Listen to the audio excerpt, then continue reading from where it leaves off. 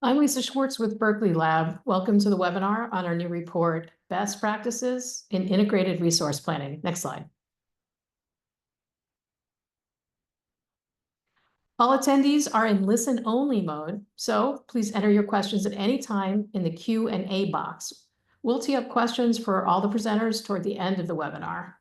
And today we're going to hear from three other authors of the report, Debbie Glick and Shelley Kwok with Synapse Energy Economics, and J.P. Carballo at Berkeley Lab. Other primary authors are Bruce Bewald and Kenji Takahashi at Synapse. We want to thank our funders, the U.S. Department of Energy's Office of Electricity and the Energy Foundation for supporting this work. And we'll post a link in the chat box to the slides and the report. Next slide. Our report lays out 50 best practices for integrated resource planning in 7 areas: stakeholder engagement, resource adequacy, model inputs, scenarios and sensitivities, actually running the models, evaluating and communicating the results, and integrating integrated resource planning processes with resource procurement, as well as other planning processes and utility proceedings. So this slide shows the checklist that summarizes all of the recommended practices. The executive summary in our report includes a full-size version of this checklist that will be more useful. Next slide. So on our webinar today, we're going to briefly cover what IRPs are and where they're used, and then we'll highlight example practices in several areas, including stakeholder engagement that's throughout the entire planning process, model inputs, scenario design, modeling tools, portfolio evaluation and results, and finally, the utilities action plan and its connection to resource procurement and other processes. The report covers many other topics, so we're just able to highlight some of them here today. So let's go now to slide 6.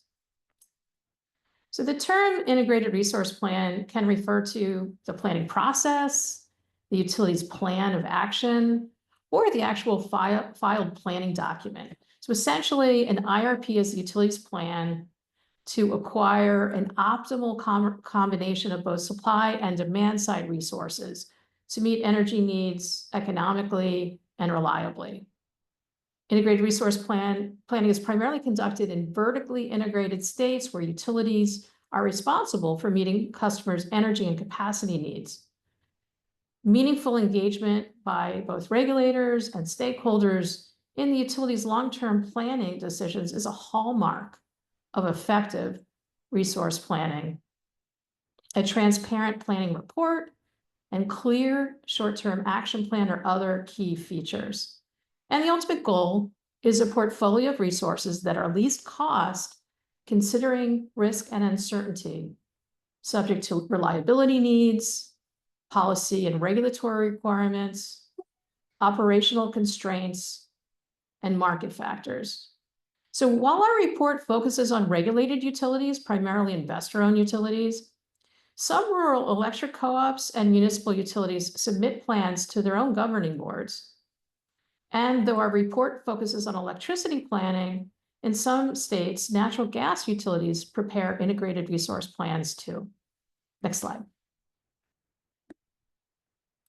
So the vast majority of US states require regulated electric utilities to file long-term resource plans. The requirements vary.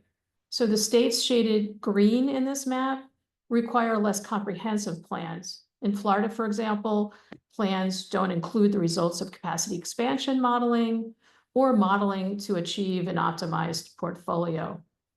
And the states in blue require more complete plans.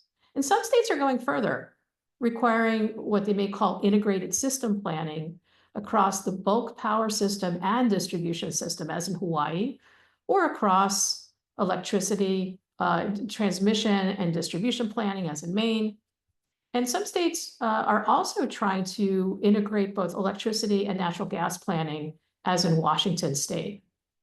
The level of regulatory scrutiny of the plan also varies, and that has implications for cost recovery proceedings for the resources that the utility ultimately procures.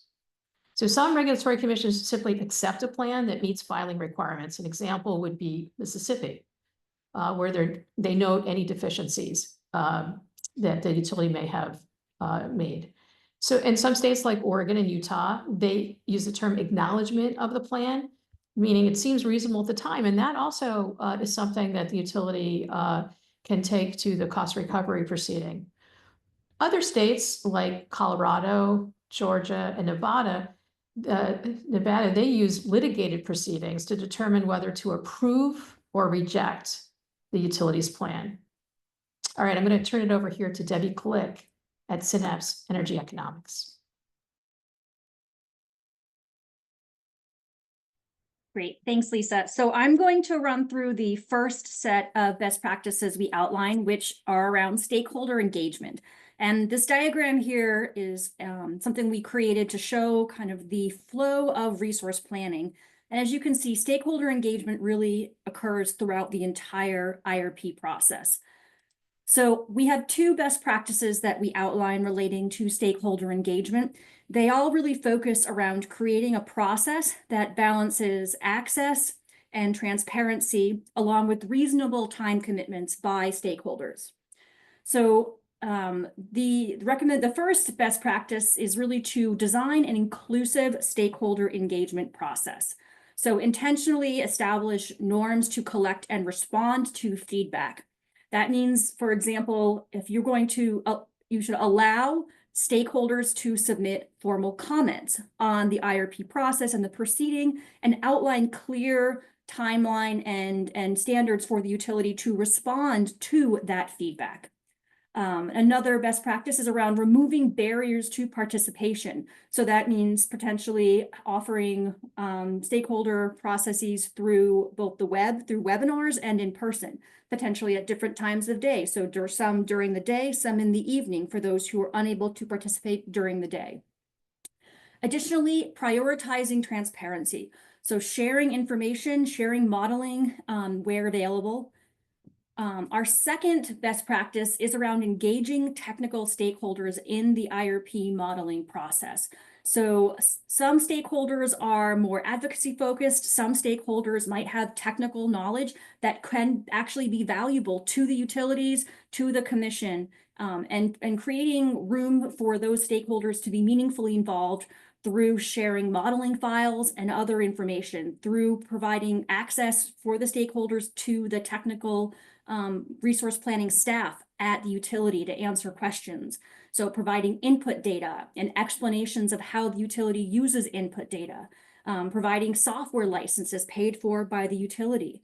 So an example of a utility of a state where software licenses have been provided is Arizona. In Arizona Public Service and Tucson Electric Power's two most recent IRP proceedings, the utilities have paid for intervenor licenses and provided trainings for the intervenors who use the modeling licenses to ensure that the intervenors could replicate the modeling that the utility did.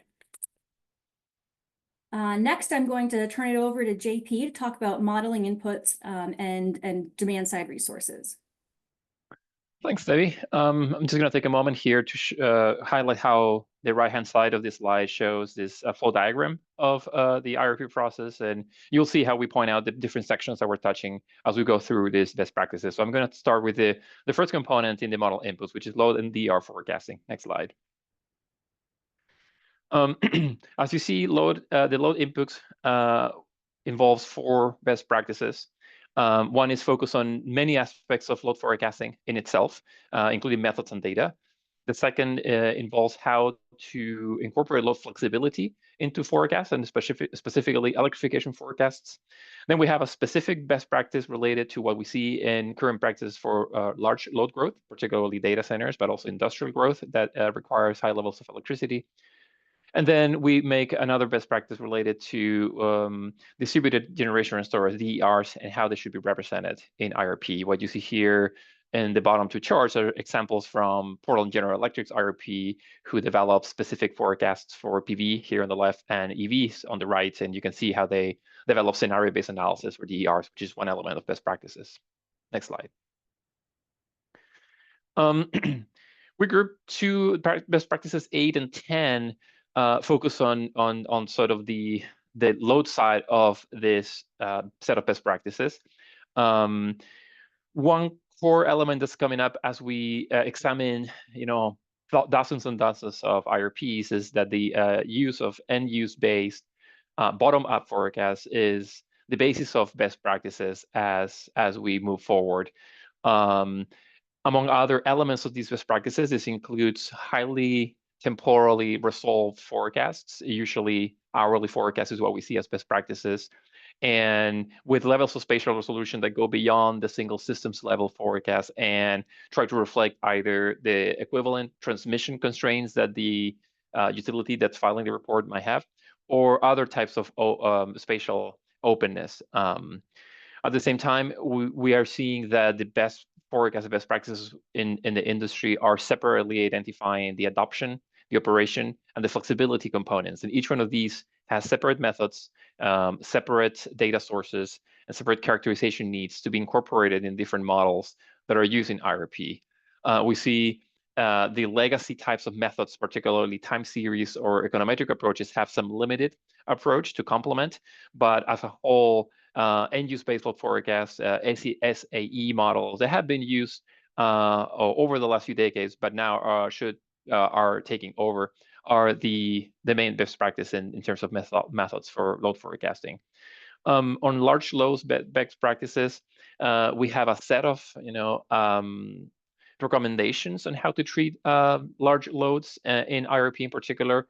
Some of them include close collaboration with these customers that are intending to bring these large loads into the system to establish construction milestones, and where we believe the PUCs can actually connect these milestones to certain elements of cost recovery. So using the IRP much more like as a tool to track the materialization of these loads and avoid or mitigate the uncertainty that comes with these large loads connecting to the systems.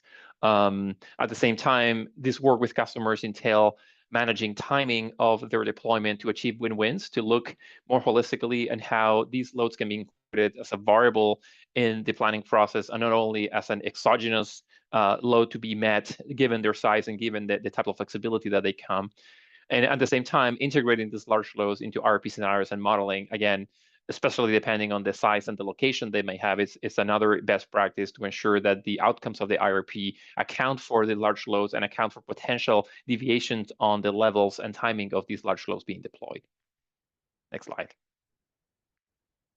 On the flexibility side and the DER side, we are proposing in these best practices in general an integration of these demand-side resources with much more transparency that has been usually seen. In many of the plans that we reviewed, it was very hard to understand what were the assumptions or the data sources that were used to produce the forecast for PV or behind-the-meter battery storage or electric vehicles. And in some cases where some of these were provided, it was hard to understand what was the adoption side of the forecast and what was the operational side of the forecast. So the best practices that you will find in the report include, first, we do offer a discussion on whether historically demand response has been a demand-side resource that has been analyzed for 3 or 4 decades now and has been analyzed in this separate market potential study. What we see in the industry is a desire to continue leaving demand response and energy efficiency as in the market potential study with its own framework and analytical structure, and then bring into the load forecast on the IRP side the EVs, heat pumps, and other types of end uses at the residential and commercial level that are able to be modeled flexibly and use them within the IRP rather than on the side. As I mentioned earlier, the best practices we're seeing is modeling separately at the adoption of DERs over space and time, as well as their operation, and then very clearly outlining the assumptions behind the operation of some of these end uses and DERs, in particular the ones that could incorporate some flexibility, be very transparent about the policy, regulatory, and retail rate incentives that are being assumed, and potentially develop scenarios if there are some levels of uncertainty there. We see so far in the few IRPs that are clearly developing adoption analysis that the propensity of adoption method is the best practice. The operational side is still evolving in terms of a best practice. Finally, we're suggesting not hiding the DER forecast in the load forecast, so avoiding the net load trap. This is particularly important, as we'll see later, in resource adequacy, where the uncertainty and risk profile of native loads is very different from that of DER. So it's important from a resource adequacy perspective to keep them separated. And finally, if there's a distribution system plan, using and aligning the same assumptions used for DERs in the distribution system plan level is very important. This is something that we'll touch on best practice later on as well. Next slide. I'm going to spend now a little bit of time on related model inputs on demand-side resources. As I mentioned, the market potential study remains the place in the IRP where these analyses are done. So in the next slide, you'll see that we proposed 4 best practices related to demand-side resources.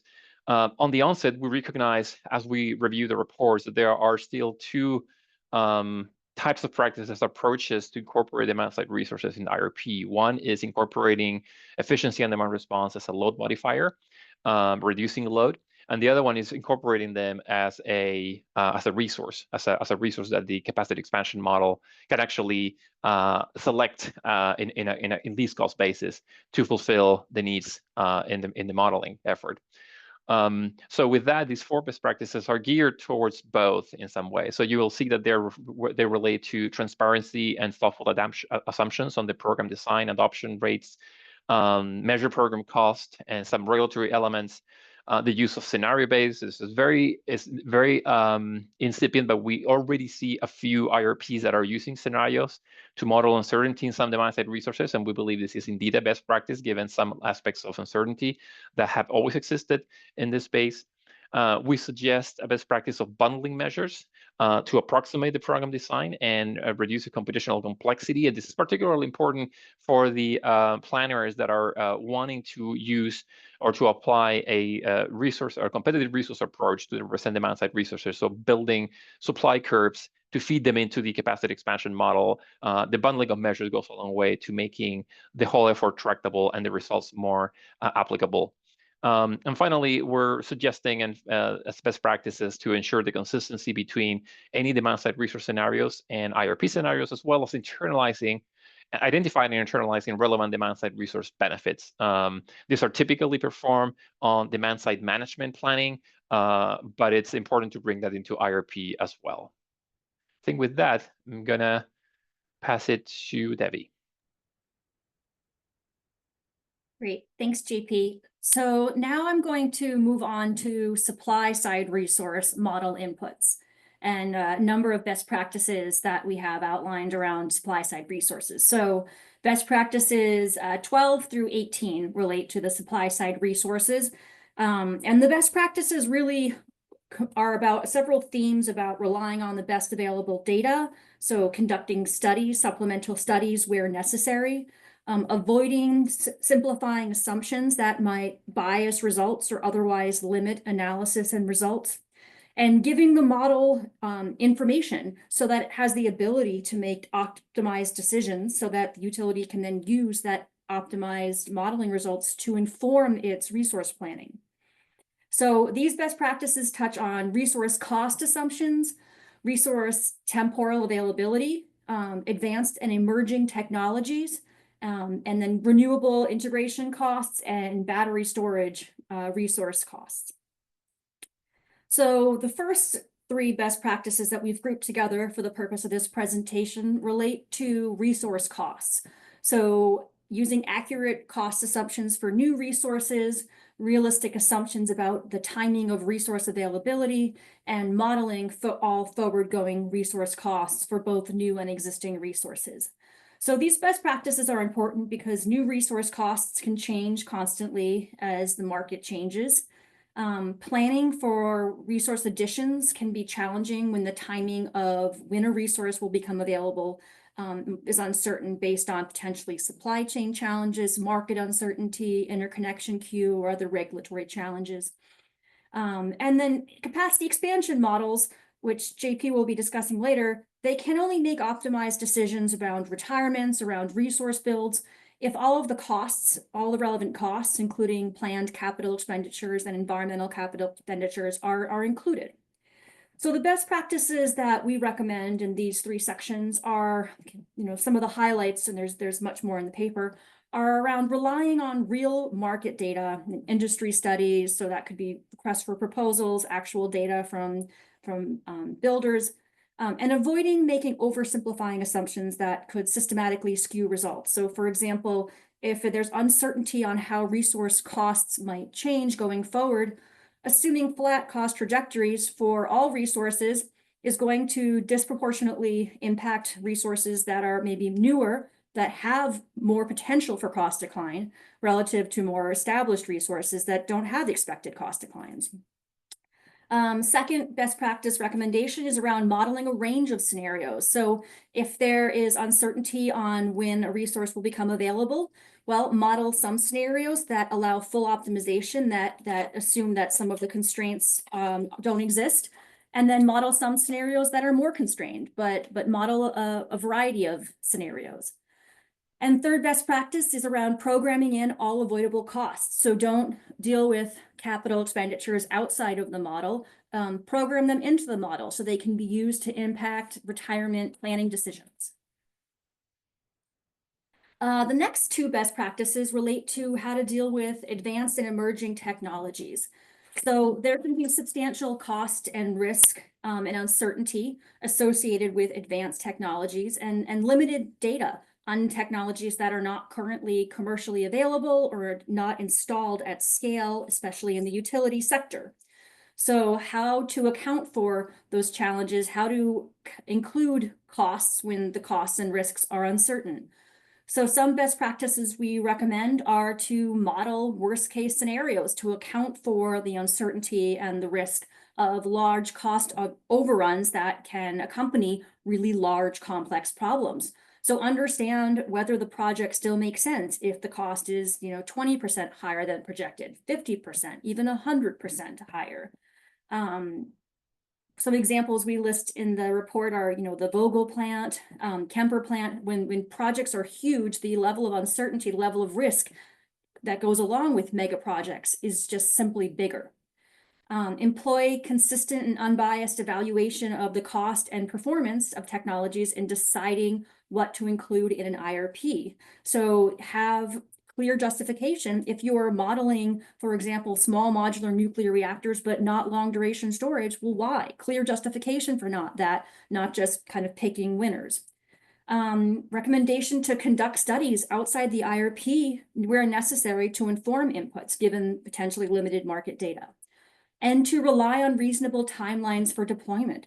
So if a technology is new and emerging, modeling it in an IRP, relying on it within the next 2 to 3 years probably isn't all that reasonable. Potentially modeling it further out, 5, 10 years down the road might be more reasonable. The next set of best practices we've grouped here are around renewables, modeling renewable integration cost adders, and modeling battery storage.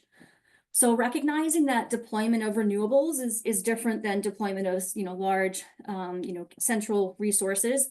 There can be additional grid services that are required that might be incremental to what is naturally modeled in a capacity expansion or production cost model. So some examples listed on the side here: balancing services, transmission upgrades, regulation reserves, voltage support. So how to take that into account, how to model that. Additionally, energy storage. It's a highly flexible resource, and on the flip side, it can offer value to the system that maybe also isn't fully captured inside traditional capacity expansion and production cost models, or is more challenging to capture, and you need to use the right model settings to ensure those values are picked up. So best practices, some of the best practices we recommend are around conducting external renewable integration studies and syncing up the resource planning models with those studies to ensure that there's not double counting of resources, that you're not including costs for resources in a renewable integration adder that's already included in a capacity expansion model. Modeling integration costs across a range of resource portfolios and different points in time. So recognizing that most renewable integration studies are conducted for a single portfolio at a single point in time, and really understanding what those results mean, how they can be used, and what their limitations are, and conducting additional runs to capture potentially, the current and a future scenario potentially. And then on battery storage, really modeling the costs and capabilities of a range of both short and long duration storage to understand which battery storage options really offer the best services to meet the utility's needs. A second set of modeling inputs that I'm going to address relate to how the utility interacts with outside forces. So with the energy market, with commodity markets, and with other utilities in the region. So these best practices focus on, there's I think 5 here, focus on transmission integration, on fuel supply, and on market interactions. So one of the best practices we recommend is straightforward, use reasonable market interaction assumptions. So market interaction assumptions need to balance the benefits from a reasonable level of market purchases, so benefits in not overbuilding a system, along with the risks of assuming too high a level of market exposure and over-relying on the system. So some best practices that we outline include conducting regional studies so that you can align your capacity expansion modeling assumptions with resource adequacy modeling that's evaluated what the actual regional capacity and energy liquidity what the markets look like in the future and how much is likely to be available for the utility to rely on. Additionally, synchronizing market prices forecasts with fuel price forecasts is a best practice. This graph on the side shows the strong relationship between market prices and natural gas prices. So the next set of best practices focus on fuel supply. So fuel supply limitations and fuel supply volatility and constraints. So fuel supply constraints and price volatility impact both the cost of relying on fossil fuel resources and how resources are operationally modeled. So given the well-recognized price volatility that occurs, that we've seen even recently in the natural gas market, as is shown in the figure on the right, and even in the coal market around a similar time in the early 2020s, understanding and modeling not just potential for high costs, but also volatile fuel prices is important. So some best practices we recommend are conducting stochastic risk analysis to evaluate what happens and what resource portfolios are lowest cost in light of the potential for volatility in fuel prices. Understanding the potential for weather correlated outages. So whether that is modeling capital costs that are needed to winterize and weatherize resources, or simply modeling what happens if you lose a series of fossil resources, if you have a natural gas constraint, and how that should impact the firm capacity rating of a resource given the potential for the weather correlated outages. Additionally, another best practice is simply understanding that your resource planning process and choosing which resources to rely on, that is a decision that can impact how much you rely on fossil fuels. So if you build less gas, you build less coal, you're fundamentally reducing how much you're relying on these volatile inputs. The next set of best practices focus around transmission alternatives. So understanding and modeling how a utility interacts with the system around it and the role of transmission alternatives to generation. So transmission can be a cost-effective alternative to generation expansion, but transmission planning generally happens in a separate process. So determining the best way to integrate the two is really important so that transmission alternatives are considered when they are potentially lower cost options.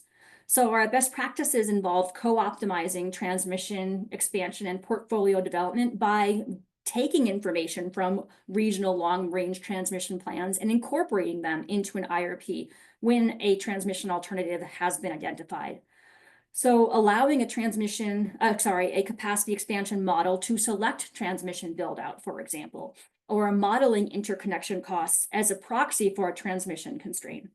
And finally, really justifying and understanding all the interconnection costs that are added and making sure that they're added and applied fairly across different resource types within a model.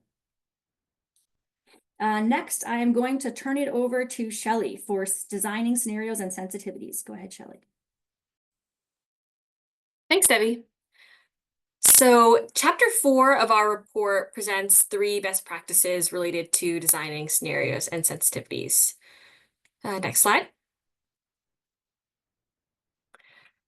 I'll dive into these 3 best practices shortly, but to summarize, they include recommendations for how to set up a good base case and how to design scenarios to evaluate uncertainty, risk, and regulatory factors.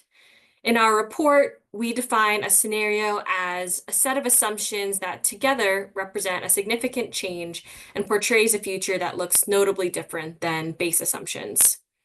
Whereas a sensitivity changes a single key input such that modelers can understand how sensitive the results are to a single variable.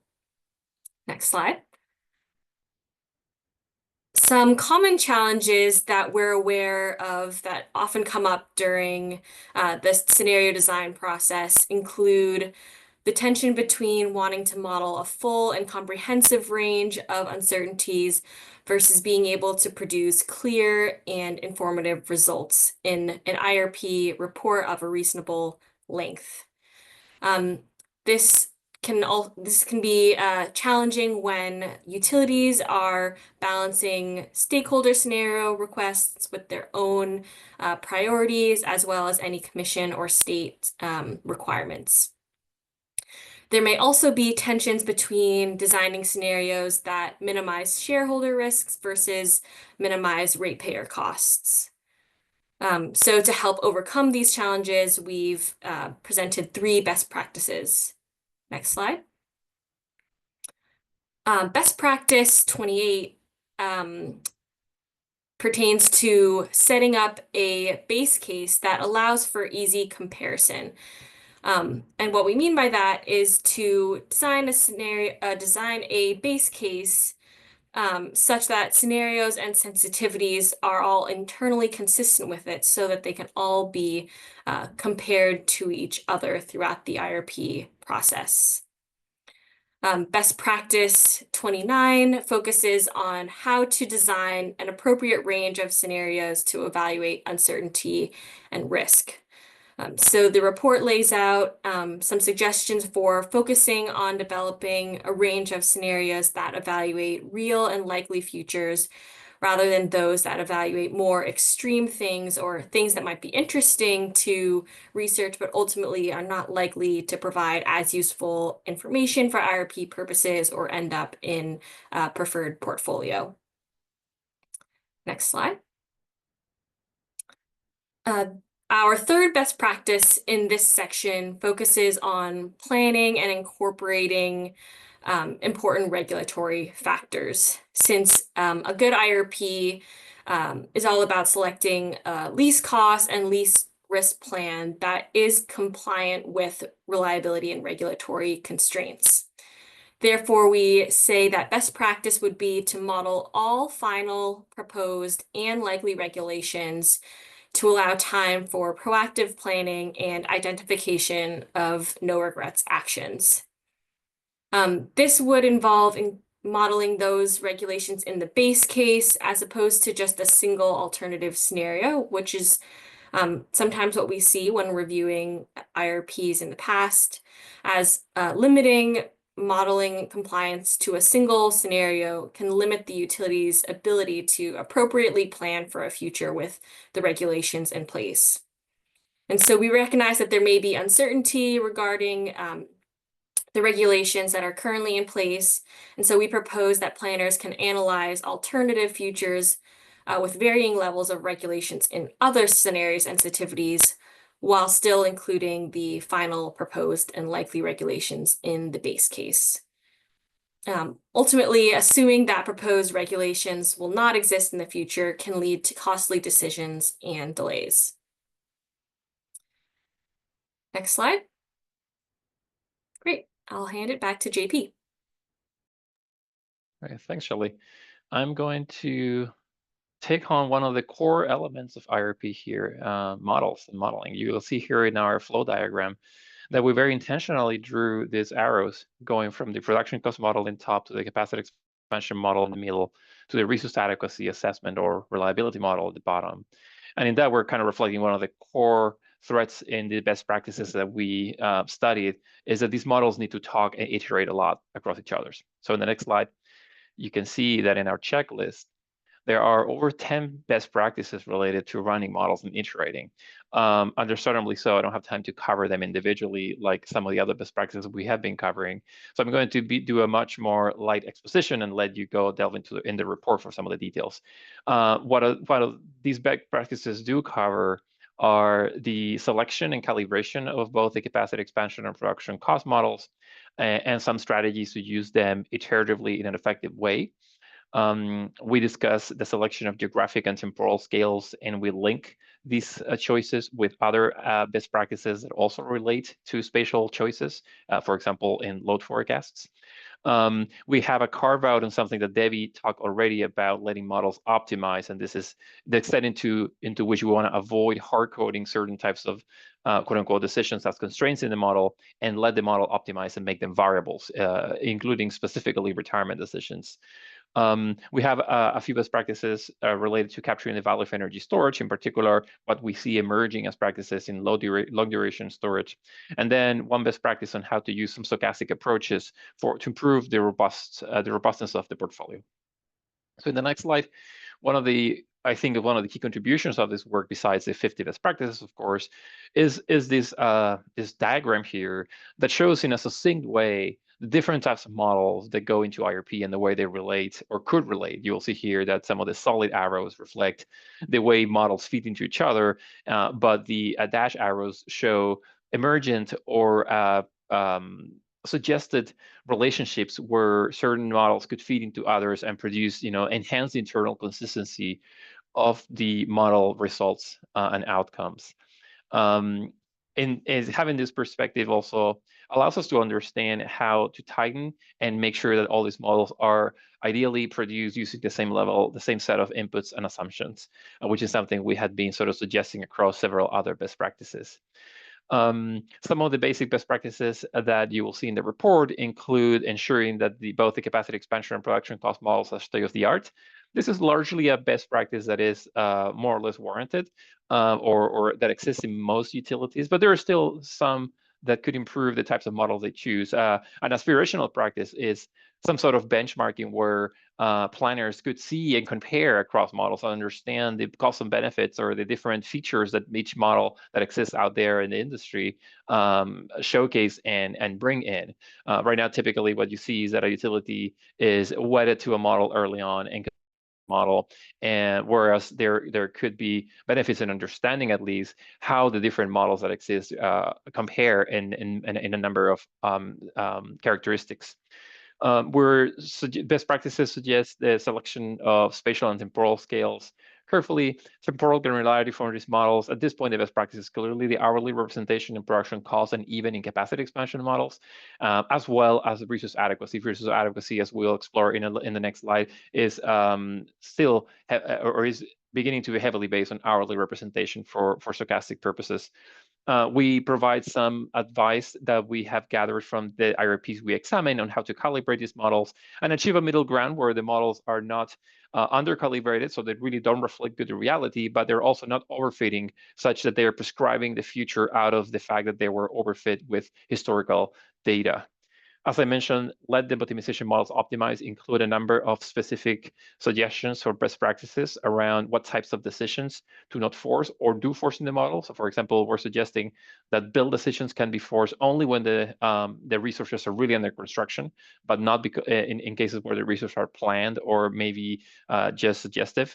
And at the same time, we don't believe that it's a best practice to force resource retirement. At the very least, you can force them if you're testing specific scenarios, but there is a lot of value that we see in letting the model decide, or at least suggest what those retirement timing could be from a cost perspective, especially when we account for the best practices that Debbie mentioned earlier that account for the full cost of the resources. We have identified a couple of interesting best practices on stochastic approaches to test the portfolio, the preferred portfolio. This is something we saw in, for example, Pacificorp, where they do a pretty thorough testing of the robustness of their portfolio by reanalyzing the production cost model with different input assumptions derived from scenarios they have run. So that's way you can understand the potential deviations. And then we have many calls, and in this case, I'm just saying here, use models iteratively, but you will see in the best practices for models, there's many calls to make the production cost and capacity expansion model connect, and more importantly, to make the capacity expansion model connect with the resource adequacy model to make sure that the capacity expansion model is coming up with resource adequate portfolios that are also least cost. And in that regard, we're going to the next slide to explaining a couple of best practices that we have on resource adequacy. We framed 3 best practices on adequacy, and we were very conscious that of 2 things. One, that adequacy is a core component of IRP, and it's very important to ensure that the portfolios that are coming out of IRP are adequate and meeting certain reliability standards and not over adequate. At the same time, we also recognize that resource adequacy practices are being driven by these emerging needs to represent resource availability, and feedback between the capacity expansion model and the reliability models is very important. So the 3 best practices that we cover in this report relate to how to integrate, as I mentioned, the reliability model with the resource planning analysis, and how to develop robust reserve margins that are stochastically driven. How to align resource accreditation with resource availability, such a way that, again, the IRP is reflecting the ELCC, and not only the ELCC applied to just renewable resources, but the whole portfolio. And then taking a regional perspective on adequacy. Next slide. One thing in analyzing resource adequacy that we identify very quickly is that we do not provide many best practices, or really any best practices, on how to conduct resource adequacy assessments, because there are a number of very recent reports that had done a great job at outlining the shortcomings of current resource adequacy assessments, and what are the ways to mitigate those from a modeling, data, and metrics perspective. We focus on the way the resource adequacy assessment is used in IRP. And so in that way, we're offering best practices related to iterative use of the capacity expansion and reliability models to refine the planning reserve margin and to test the outcomes of the capacity expansion model, and using this link to develop a synchronicity of capacity accreditation frameworks that are used for crediting portfolios. So making sure that the way we're accrediting resources comes from a properly calibrated resource adequacy model, and not just from capacity credit numbers out of thin air or based on some historical information.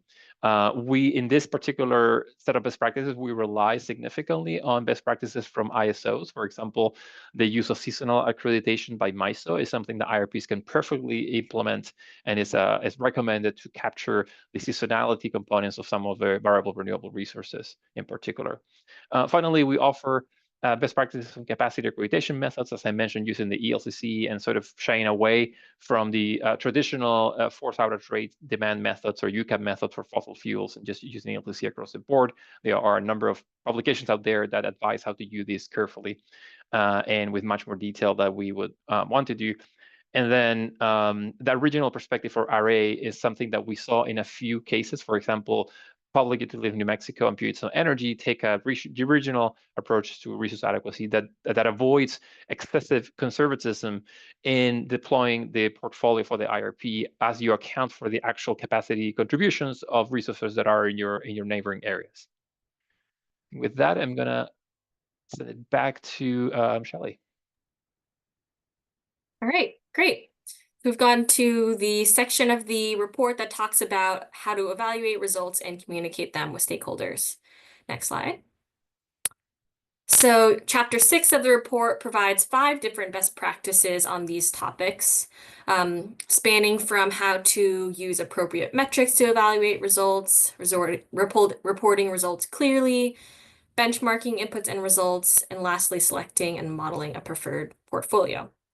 So diving in, best practice 41 is about how to define appropriate metrics to evaluate results. We see that utilities often use something like a scorecard or a matrix to summarize modeling results across scenarios and allow for easier comparison. And so this usually requires selecting certain metrics to highlight. We say that in the report that best practice would be to develop any metrics used for a scorecard at the beginning of the IRP process, and to do this in collaboration with stakeholders and regulators. This would help to improve transparency and ensure that the chosen metrics don't end up skewing the results in a certain direction that's not aligned with the region-specific needs and goals. So in the report, we highlight an example of a utility that is currently doing this well. AES Indiana defined its metric evaluation categories for a prior IRP based on a series of metrics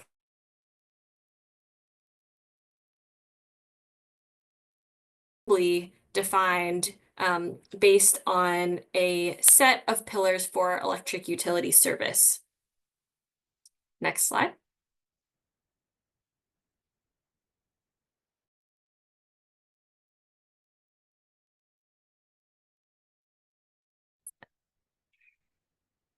Thanks.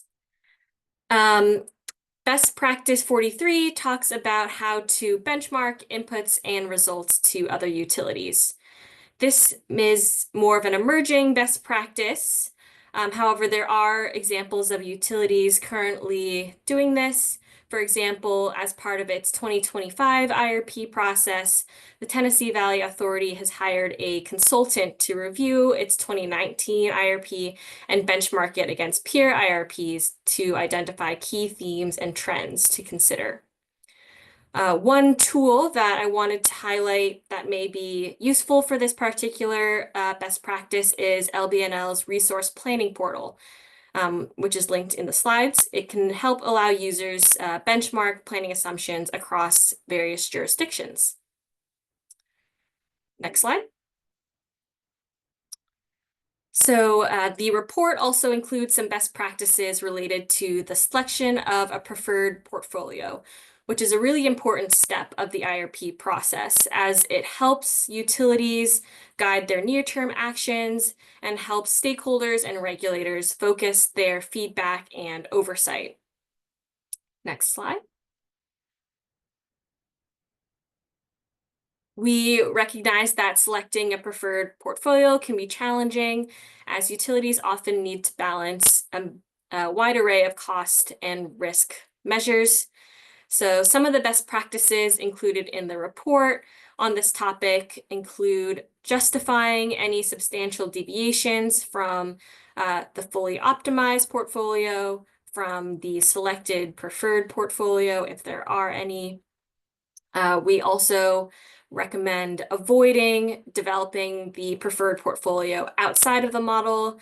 For example, combining different components of other scenarios into a new scenario, as that is usually not subject to the same level of sensitivity and risk analysis as other scenarios that did come from capacity expansion modeling.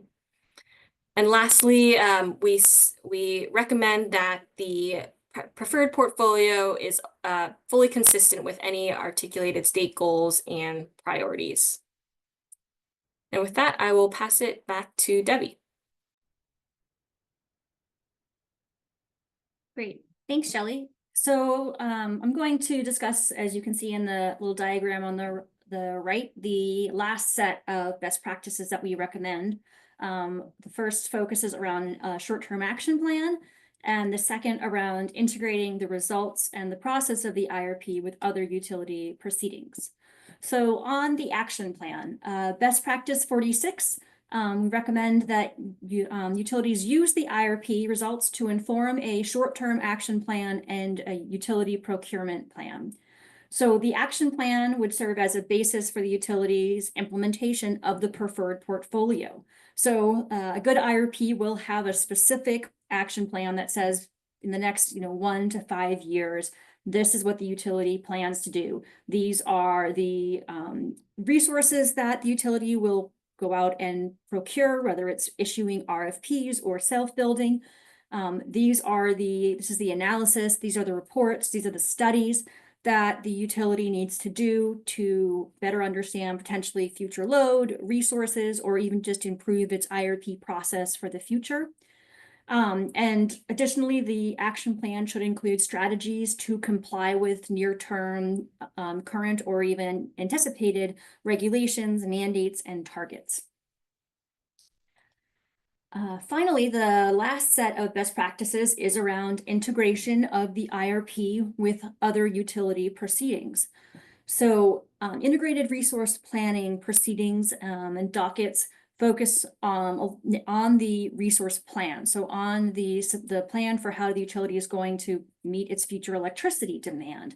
Most issues related to cost allocation, how the resource plan impacts energy justice, how the utility's future distribution system plan, transmission system planning, other bulk power system planning, any sort of gas system issues, those are usually addressed outside of the IRP process. And there's reasons why it does not make sense to do everything in once. However, we outline five best practices on how to integrate the results and the process of the IRP with these other proceedings so that resource planning is not done in a silo. So there's a lot outlined in the report, but some of the highlights are really, understanding what are the system impacts and the bill and cost impacts, for example, of building out a large quantity of new resources, for example, to meet future, uncertain data center load. Or how does, changes in natural gas consumption from electrification, how does that impact potentially the natural gas system in the future and how natural gas will be available for the electricity system? How does the resource plan impact energy justice communities? So there are some states where there might be separate energy justice dockets. That's great. However, energy justice should be incorporated in considerations into the IRP. So we outline a number of best practices that go through some examples and recommendations on how to integrate many of these different types of proceedings and evaluation of costs into the IRP process. And I believe that's it. So JP, I think are we going to questions now? Yeah, let's jump right away. We have 10 minutes roughly, and we have lots of really good questions. Lisa, you wanted to answer a few. I don't know if you want to kick us off with a couple. I can read them if you want, or you can read them and answer them. Hey, JP, I was just marking him to answer live, not necessarily be the person who answered.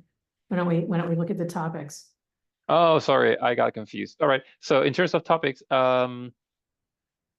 let's see. Let's take this first because there's a couple of questions on stakeholder engagement, and I think Debbie, you will be the right person to take a stab at these. And I'm just from the onset, we won't have time to cover all these great questions. We'll take as many as we can. Some of them have already been answered in writing, so please check the answered questions tab, and you'll see maybe some of yours already answered. Debbie, someone's asking if we can share the range of average number of hours typically expected of stakeholders during the IRP stakeholder engagement process. So, what is the level of effort that you see for stakeholders, and what is the best practice there? So I guess I don't have a number, but I could say that, I've been involved in processes where there are, maybe monthly meetings that are 2 to 3 hours or a meeting every month or two.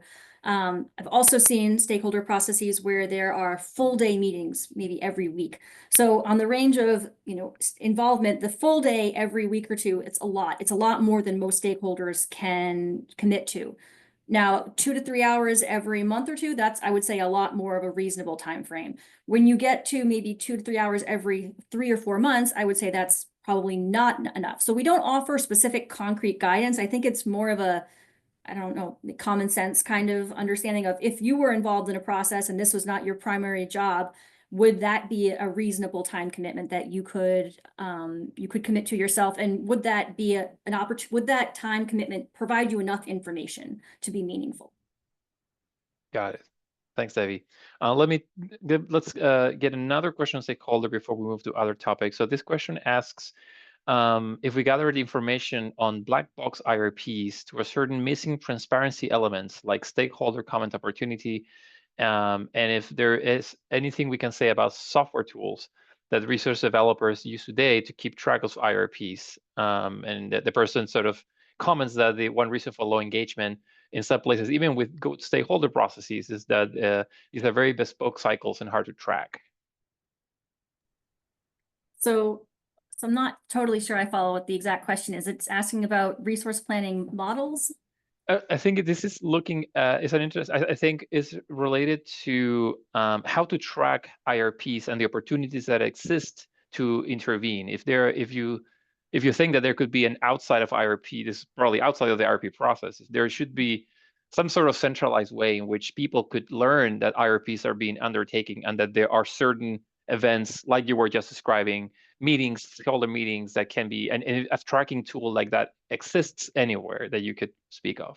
Yes, and I'm not sure if we reference this in the report, but Rocky Mountain Institute, RMI, has a utility docket tracker. I know that they recently launched within the past year. I believe the goal of that is to track, the cycles of not just IRPs, but other types of dockets.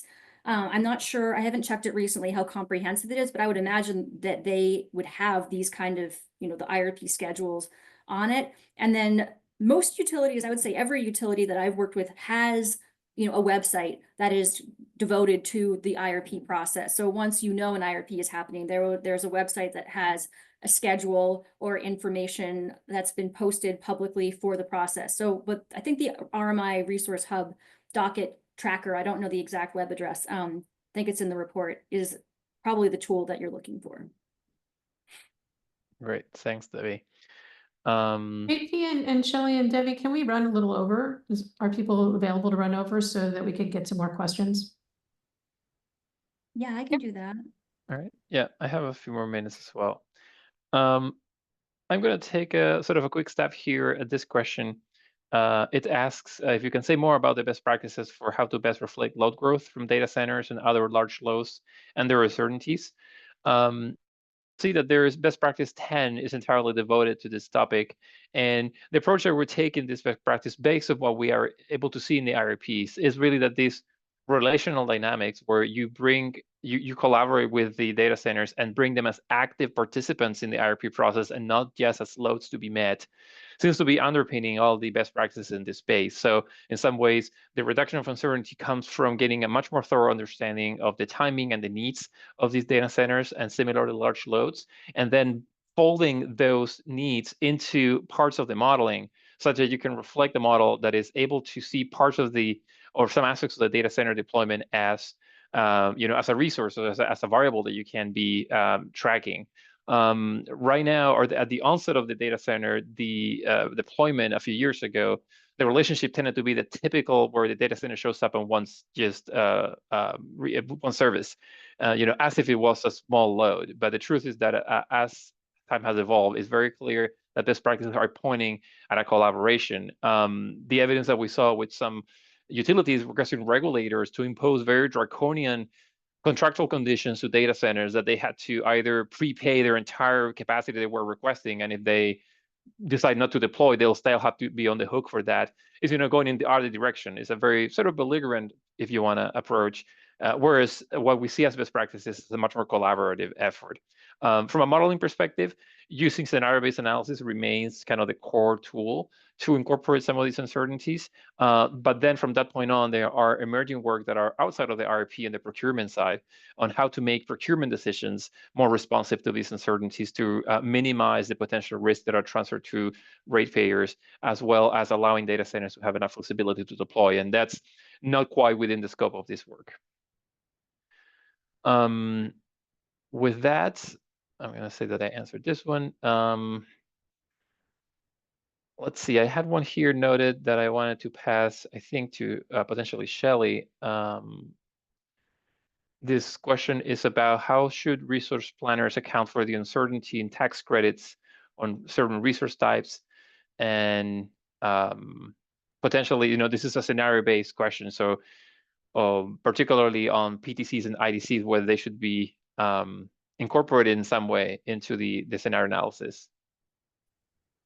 Yeah, I can provide my thoughts, and then if other panelists want to chime in, I'd welcome that. I'd say that as of today, the tax credits are still in law, so we would want to ensure that those tax credits are included and incorporated into the resource cost assumptions in the base case, and most of the scenarios that are included in an IRP process until we receive further kind of regulatory updates. I'd say that if utilities and planners are interested in seeing what the impacts are on resource builds, if those tax credits were to be repealed or updated in some way, I would agree that scenario analysis or doing a sensitivity analysis is the best way to figure out what the impacts would be on the resource build. Great, thanks, Shelley. I agree with those recommendations. Let's see, I'm going to take another one here that relates to demand-side management programs. The question is, how do you typically recommend a utility incorporate the benefits of monetizing DSM programs in wholesale markets where permissible and applicable to utilities in ISO footprints? Yeah, so I was going to say that that's indeed a narrow application for the few utilities that reside in states that have IRP but are also on their ISO footprints. I would say that it's important to recognize that those demand-side resources that are providing wholesale market benefits might still qualify within a least cost portfolio. And perhaps the recommendation there, I don't think we touched on this because it's such a narrow application, but I would sort of think off the top of my head that recommendation is to compare the wholesale market participation on these programs, that it's a market-based result, with what a capacity expansion model does in terms of choosing these resources. You would expect that if these resources are competitive in the wholesale market, the IRP might be or should be selecting those resources as well. And then as those resources are incorporated and being actually deployed in the wholesale market, they should be part of the least cost portfolio. If those resources are not selected, then there's a question whether you can force them into the model or remove them from the load as net load and just meet the remaining load as, again, these resources are already participating in the market. In some ways, you want to, of course, internalize that these resources are already tapped by the wholesale market. And I think there's these two approaches to, on one are more comparative and the other one is a more direct approach to internalize them. Let me see if I can find, this is another one on stakeholder. Maybe David, you want to take a stab at this one. It's asking if there's best practice for engaging non-modeling expert stakeholders in meaningful ways. And this is essentially bridging that gap that exists between many aspects of modeling, like modeling terms, terminology, jargon, methodology that can be overwhelming and intimidating for many stakeholders. And I don't know if you have any experience with that, David, you want to share? Yeah, so what I've seen among some utilities is they actually will conduct parallel processes. So they'll have technical stakeholder meetings and public stakeholder meetings so that any of the really technical stuff gets saved for the technical meetings, and the public or non-technical meetings can be focused around communicating and answering the questions for the general public, and it's not focused on kind of the weeds. So that's kind of the best way that I've seen it done. Great. Thanks, Debbie. I'm going to take one that just is a question on storage, in particular distribution grid storage, both behind the meter and in front of the meter, and how do we treat it in IRP when it can be both demand reduction and supply? This is definitely quite an emergent topic. I don't think we recognize best practices that were very marked here. The one that I can remember, I think from Arizona Public Service, was that they were assuming a certain operational profile for the distribution grid storage under the current rate structures that they had. So the current rate structures and incentives that existed prompted a general way of operating storage that was pretty aligned across at least the batch of residential customers that had these resources behind the meter. And so they were using those profiles to bring them in as load modifiers, in part recognizing that the utility doesn't have visibility or control over those resources as is right now. So you couldn't model these resources as dispatchable resources, even if they're on the demand side. An open question is what happens when some of the utilities, especially that are in ISO territories under FERC Order 2222, start having their distributed resources being managed actively in a wholesale market context.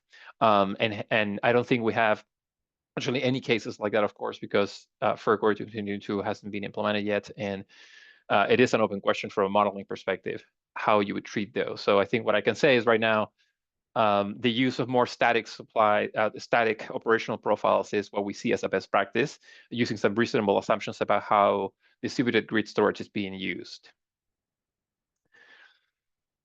Let's see what we have another one here on the use of our RFPs to predict costs for the IRP, and whether we would recommend that the cost of these RFPs are compared to public data sources like the NREL, ADB, or other. I don't know if someone wants to take a stab at this question. Yeah, I can take a stab at that. So I think in the report, we do touch on this issue in the supply side input section, talking about new resource costs. And relying on market data, so from RFPs, is a good practice. But where there is substantial deviation from industry sources, I think it's we recommend, for more data, looking into that issue. So there are reasons why there might be deviation. So for example, if I think in the very short aftermath of COVID, supply chain issues substantially impacted the costs. And so the National Renewable Energy Laboratory, the annual technology baseline, immediately kind of got out of date because of these really massive forces that had not been incorporated into it. So in that case, there's going to be deviations. There also can be regional differences. So there might be a reason why in a particular region there's a difference. But where there is substantial deviation, that needs to be evaluated, more data needs to be collected, and it needs to be justified and explained. So if it's based on a poor RFP that only garnered one result, well, that probably explains it. If it's a huge RFP, if there's a lot of responses, then that might just be reflective of a change in the market. So really understanding why. Great, thanks, Debbie. I want to take just 10 seconds to thank everyone for the attendance, for the ones that are dropping off. We really appreciate you folks attending and dropping all these great questions here. We'll take maybe a couple more before we have to wrap up, since we still have a good amount of people connected. Let's see, I had seen one here that I wanted to bring up. The question is, and I don't have any one of us that could maybe answer it, but it's an interesting question whether we have identified a best practice around the development of contingency portfolios or action plans. So alternate resources that may need to be implemented if there are significant changes in the short and medium term that affect the desirability or feasibility of the preferred portfolio. So this is, I think, that last bit on how the action plan is framed and how the utility should address large deviations. I don't know if anyone wants to take a stab at that. So I can just quickly talk about one way to, I think, understand how deviations can impact the resource portfolio. So JP, you talked about capacity expansion and production cost modeling, and Shelley talked about scenarios and sensitivities. When you do capacity expansion modeling, you're designing a portfolio. You're saying, what does an optimized portfolio look like given the set of parameters that you programmed in? And so the model is building, it's choosing to build. And you can also run sensitivities, right? So you can say, okay, I'm going to assume, base natural gas prices, and I'm going to build a portfolio around that. Well, then you can run a production cost model that says, what if the gas prices are actually much higher than I project?